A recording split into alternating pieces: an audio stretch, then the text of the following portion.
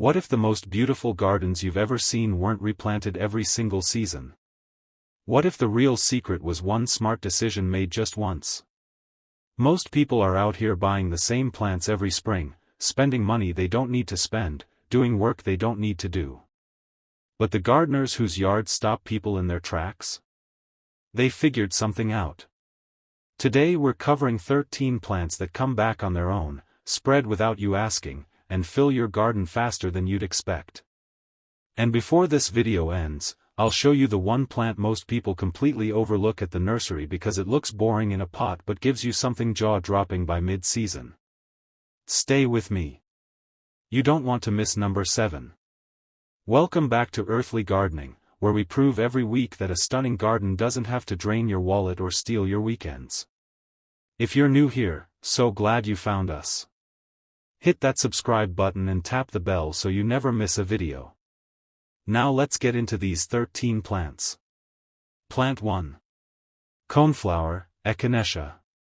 We're opening with one of the most reliable performers in the entire perennial world, and for very good reason.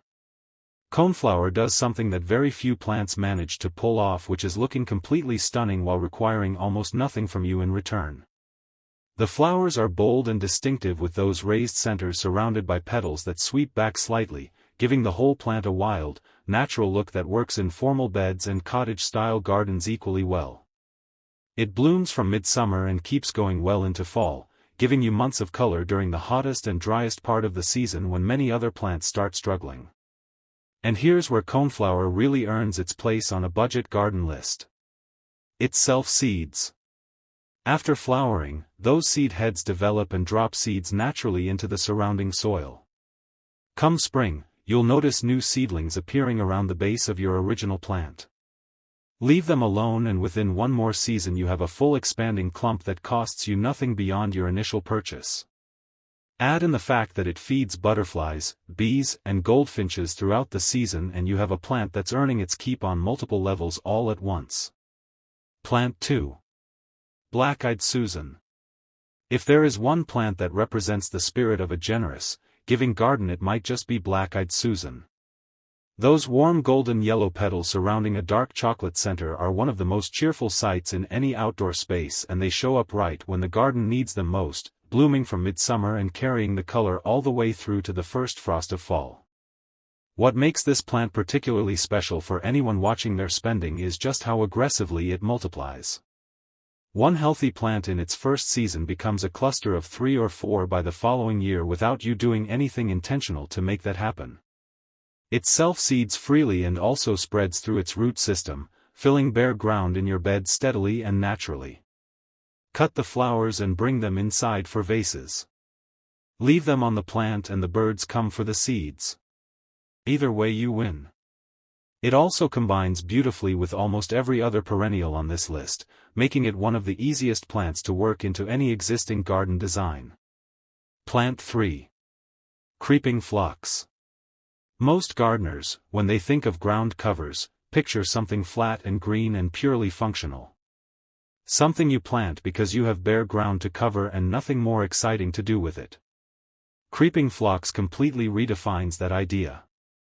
In early spring, often before the rest of your garden has even begun to stir, creeping phlox wakes up and covers itself in a dense carpet of flowers.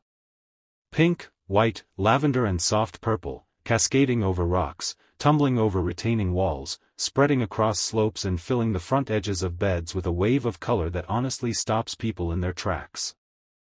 After flowering, it settles back into a neat, dense evergreen mat that suppresses weeds by simply not leaving them any room to grow.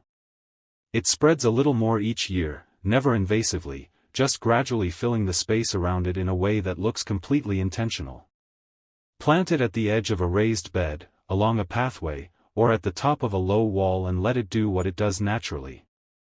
By its third season it will look like it was professionally designed into your landscape from the very beginning. Plant 4. Daylily. The name might make you think this is a plant with limited impact. After all, if each flower only lasts one day, how impressive can it really be? The answer is very. Each individual daylily plant produces an enormous number of blooms on tall branching stems, and because they open in succession rather than all at once, the flowering period stretches across several weeks. During peak bloom, a well-established clump covered in open flowers is one of the most striking things you can have in a summer garden. Below the ground, daylilies are quietly doing something even more impressive. They multiply through fleshy root structures called rhizomes, slowly expanding their clump year after year. Every few years you can dig the whole clump up, pull it apart into sections, and replant those divisions across your garden or share them with friends and family. It's essentially a free plant factory running underground in your own backyard. They tolerate a wide range of soil conditions, handle both full sun and partial shade, and once established they're genuinely drought tolerant. Few plants offer this much return for this little investment. Plant 5. Lamb's Ear. Here is a plant that earns its place in a garden not through flowers but through pure sensory experience. The leaves of lamb's ear are thick, heavily textured, and covered in fine silver hairs that give them an almost fuzzy softness. Touch them once and you'll understand immediately why this plant gets the name it does. Children are drawn to it.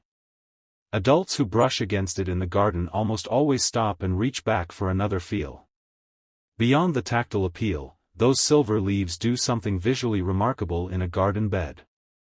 They reflect light in a way that makes everything around them appear brighter and more vibrant. Dark green foliage looks deeper. Bold flower colors pop more intensely.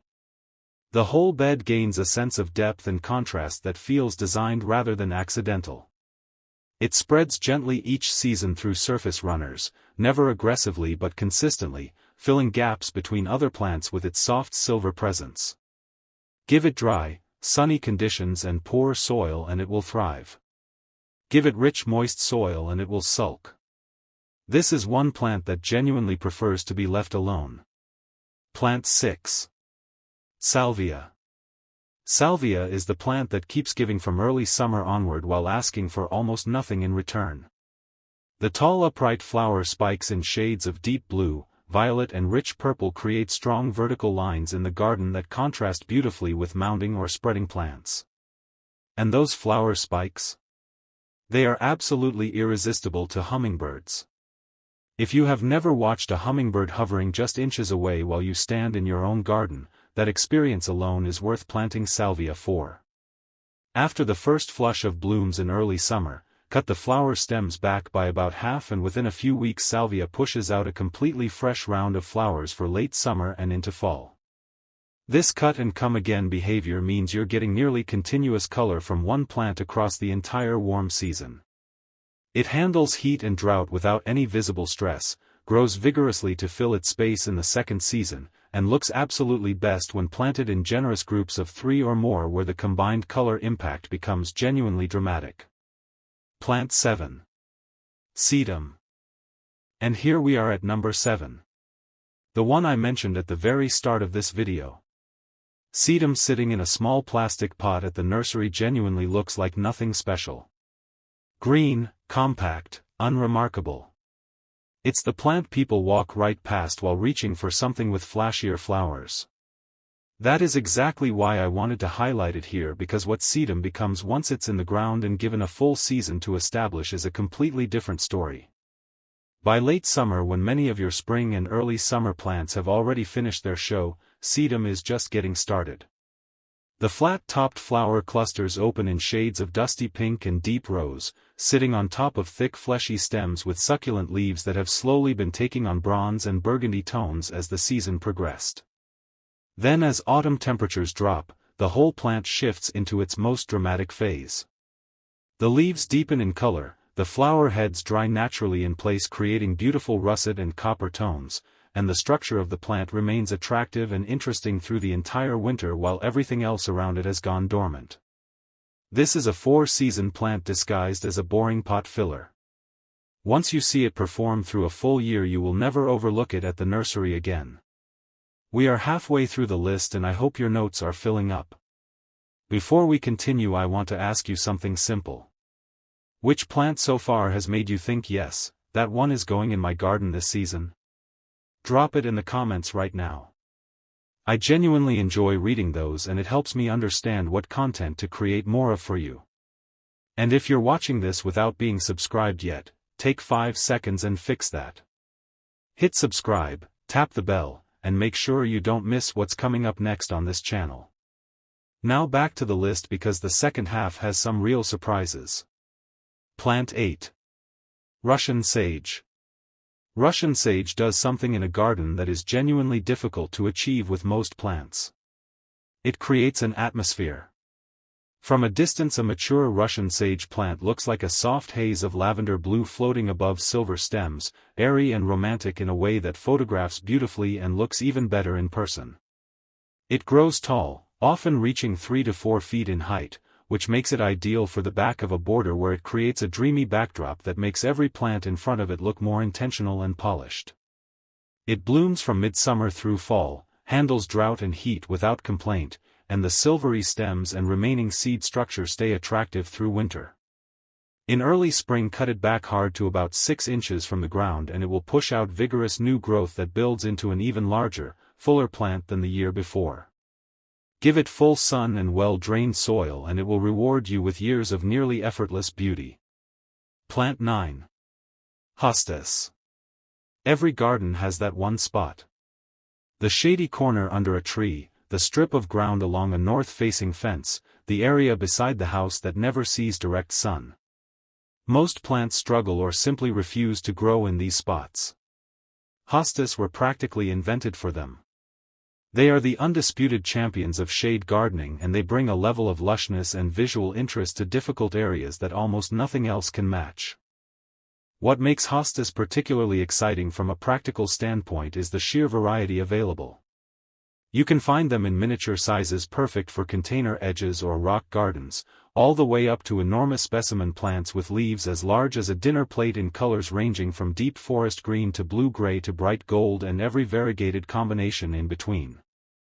They grow back larger every year, forming increasingly impressive clumps over time. Divide them every 3 or 4 years and your original investment multiplies into enough plants to fill your entire shady garden for free. Pair them with astilbe and creeping phlox and you can turn the most challenging corner of your yard into a genuine focal point. Plant 10. Astilbe.